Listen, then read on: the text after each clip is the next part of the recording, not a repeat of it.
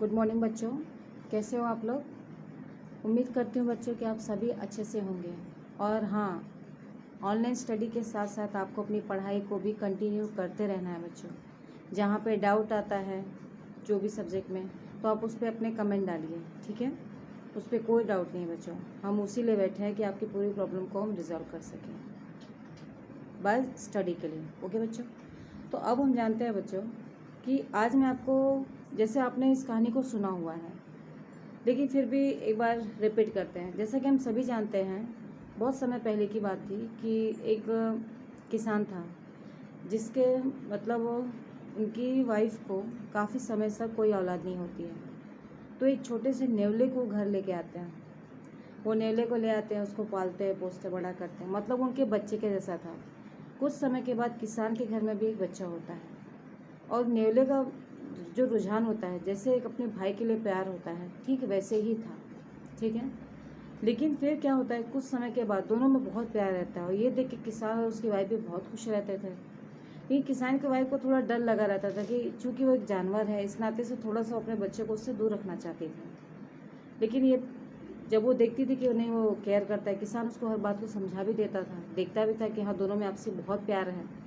लेकिन कुछ समय के बाद बेटा एक बार क्या होता है कि किसान की वाइफ वो पानी लेने के लिए जाती हैं। तो वो कह के जाती हैं, मतलब आप बच्चे का ध्यान रखना। उसके बाद वो चली जाती हैं। कुछ समय के बाद क्या होता है, बच्चा जिस पालने में सोया होता है उसी के पास एक सांप आता है।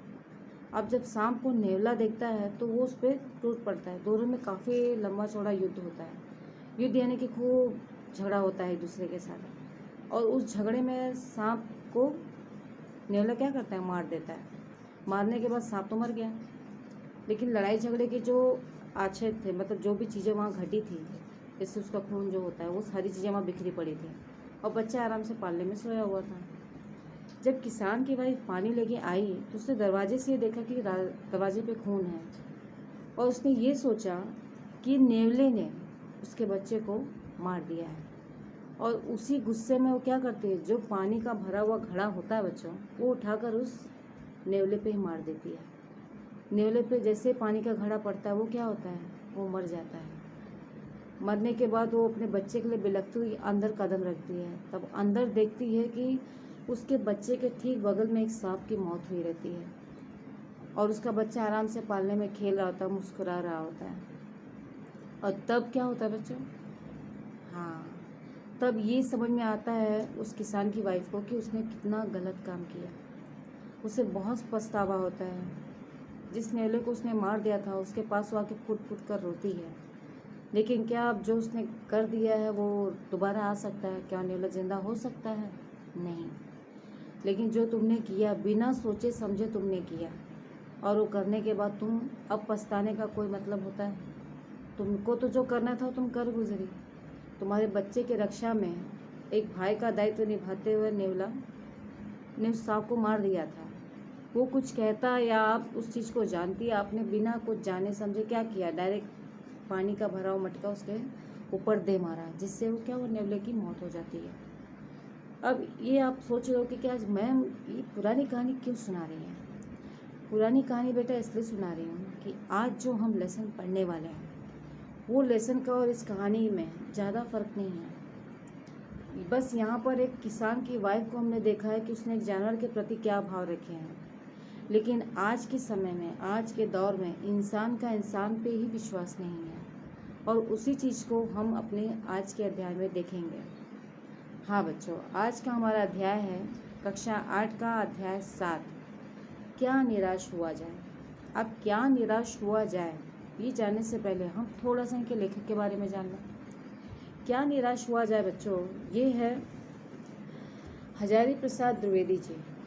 हजारी प्रसाद द्विवेदी के नाम को कौन नहीं जानता, हर कोई जानता है। हिंदी साहित्य के एक सक्षम सलाहकार, एक प्रख्यात रचयिता, लेखक, कवि, आप उन्हें जिन गिनतियों में रखना चाहें, एक निबंधकार, सशक्त हिंदी सम्राट भी इन्हें कहा जाता है बच्चों। और ये उनकी एक निबंध का हिस्सा है कि क्या निराश हुआ जाए। उनकी निबंध की जो निबंध है उनका, उसी को हम इस लेसन के माध्यम से जानेंगे। अब इनके बारे में जानने के लिए बच्चों मेरे पास शब्द बहुत कम है, लेकिन क्या निराश हुआ जाए, उनकी एक ये श्रेष्ठ निबंध था।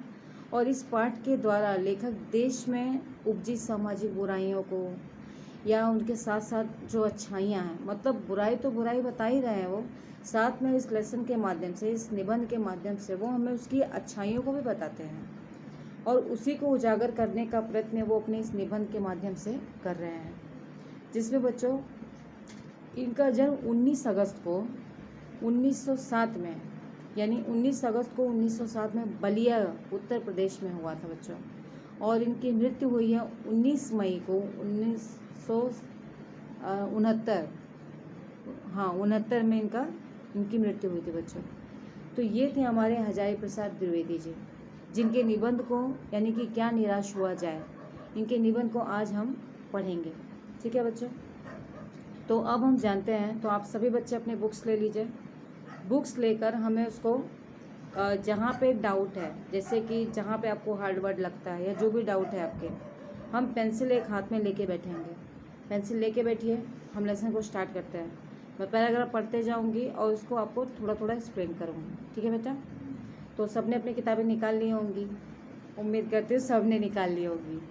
तो बच्चों अब ये करने के बाद अब हम उस लेसन को पढ़ते हैं। ठीक है, पहला है कि आपका अध्याय है कि क्या निराश हुआ जाए, यानी कि इस अध्याय का भी तात्पर्य यही है बच्चों कि समाज में होने वाले गतिविधि, चाहे वो अच्छी हो या बुरी हो, उससे इंसान को, क्योंकि इंसान सक्षम है हर एक चीज़ को करने के लिए, वो समाज को बदल भी सकता है, वो समाज को बिगाड़ भी सकता है। ये इंसान के पास ताकत होती है बच्चों।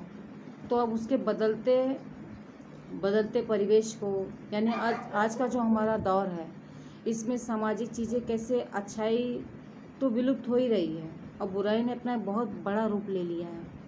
अब वो बुराई ने कैसे, किस तरह से रूप लिया है, वो हम इस लेसन के माध्यम से जानेंगे। ठीक है बच्चों, आइए देखते हैं।